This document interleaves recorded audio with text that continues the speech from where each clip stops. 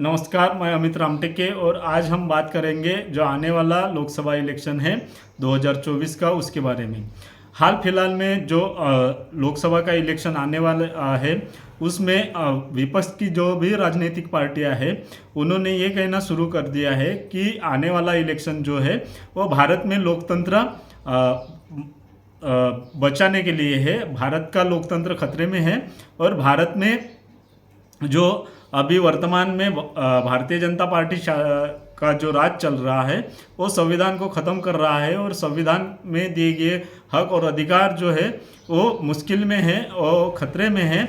और इस वजह से इस बार का लोकसभा का इलेक्शन हमें लोकतंत्र बचाने के लिए लड़ना है। लेकिन अगर वास्तव में देखा जाए तो क्या विपक्ष सच में लोकतंत्र जो खतरे में है कहता है वो क्या सच में लोकतंत्र खतरे में है? और अगर लोकतंत्र खतरे में है तो क्या विपक्ष की वो पार्टियां जो ये दावा करती है कि लोकतंत्र खतरे में है वो लोकतंत्र को बचाने के लिए क्या हर संभव प्रयास कर रही है? क्या वो लोकतंत्र बचाने के लायक है? ये भी मतदाताओं को ये सोचने वाली बात है। और जिस तरह से विपक्ष की पार्टियां ग्राउंड लेवल पर कुछ भी काम करते हुए नहीं दिख रही है। फॉर एग्जांपल, ये अगर हम देश में सबसे बड़ा विपक्षी पार्टी का अगर बारे में सोचें तो सबसे बड़ी विपक्ष की पार्टी है कांग्रेस। अगर कांग्रेस को हम देखें तो कांग्रेस के जो नेता है राहुल गांधी वो तो रैली करते हुए यात्रा करते हुए दिख रहे हैं, लेकिन जो कांग्रेस की जो लीडरशिप है स्टेट लेवल की, वो स्टेट लेवल की लीडरशिप में एक डर सा दिख रहा है। और इस डर के वजह से ही कांग्रेस के बहुतांश जो नेता हैं वो कांग्रेस छोड़कर बीजेपी पार्टी में जा रहे। फॉर एग्जांपल, ये महाराष्ट्र से अशोक चौहान, मध्य प्रदेश से ऐसी खबर आ रही थी कि कमलनाथ भी बीजेपी में जाने वाले। ज्योतिरादित्य सिंधिया ऑलरेडी पहले ही जा चुके हैं। राजस्थान के कुछ नेता हाल फिलहाल में बीजेपी में गए हैं। छत्तीसगढ़, ऐसे देश के अन्य अन्य केरल, ऐसे देश के अन्य राज्यों में जो लोकल लेवल की लीडरशिप है वो जो डर के मारे ईडी सीबीआई और आईटी की रेड के डर के मारे जो है वो बीजेपी में जा रहे हैं। और क्या अगर ऐसा ही रहा तो कांग्रेस क्या जमीनी लेवल पर, अपने स्टेट लेवल पर, राज्य स्तरीय इलेक्शन में क्या ऐसा मुकाबला कर पाएगी बीजेपी के साथ में कि वो विनिंग हो सके और लोकसभा में बीजेपी के मुकाबले ज़्यादा सीट चुनकर आए और वो लोकतंत्र बचाए? तो ऐसा लगता नहीं है, क्योंकि ग्राउंड लेवल पर अगर आपका संगठन नहीं रहेगा, आपका लीडर नहीं रहेगा, तो आप किस लेवल किस वजह से आप इलेक्शन जीत सकते? रही बात वोटर की, वोटर तो चाहता है कि अगर लोकतंत्र बचाना है तो वो विपक्ष को वोट देने के लिए तैयार है। लेकिन क्या सिर्फ वोटर के चाहने मात्र से लोकतंत्र बच पाएगा? दूसरी विपक्ष की जो पार्टी है बहुजन समाज पार्टी, बहुजन समाज पार्टी भी पूरे देश में अपना संगठन रखती है।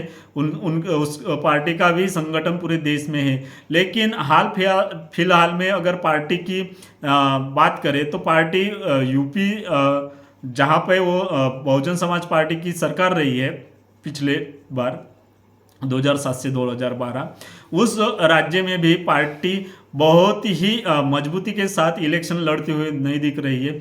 और बार बार पार्टी का जो शीर्ष नेतृत्व है मायावती, वो अकेले अपने दम पर चुनाव लड़ने की बात कर रही है। तो क्या अगर विपक्ष ऐसे बटा हुआ रहेगा और डर के मारे, बीजेपी के डर के मारे से अगर एक साथ नहीं आएगा तो क्या वोट का बंटवारा नहीं होगा? और अगर वोट का बंटवारा हो जाएगा तो फिर क्या कांग्रेस और बसपा क्या ये लोकतंत्र बचा पाएगी? ये भी एक सवाल है। दूसरा, अगर पार्टी का बात करें तो अखिलेश यादव की समाजवादी पार्टी, उसके ऊपर भी, उसके नेताओं के ऊपर भी आईटी ईडी की और सीबीआई की जांच चल रही है। और इसके वजह से भी समाजवादी पार्टी के लोकल लीडर जो है वो भारतीय जनता पार्टी में जा रहे हैं। अगर भारतीय जनता पार्टी में उनके लोकल लेवल के लीडर जाएंगे तो क्या वो जमीनी स्तर पर जहाँ पे लोकसभा की कॉन्स्टिट्यूशन रहेगी वहाँ पे वो जीत पाएंगे। ये भी संभव होता हुआ दिख नहीं रहा है।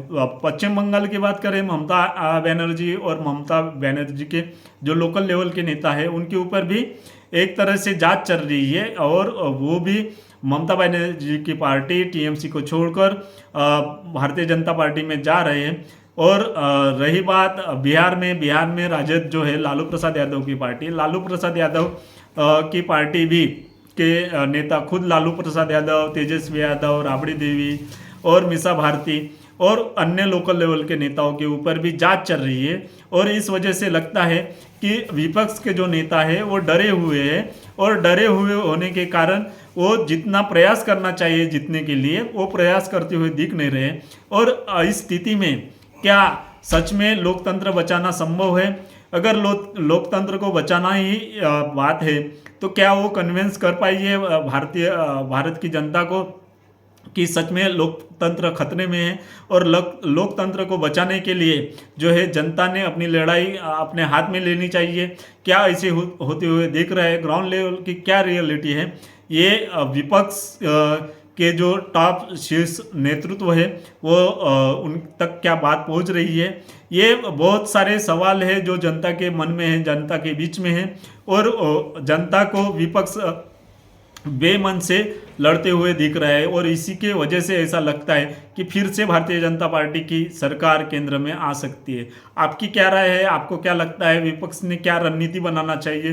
क्या देश में सचमुच लोकतंत्र खतरे में है या नहीं है? आपको क्या लगता है? आप अपने विचार भी कमेंट में लिख सकते हैं। जय भीम।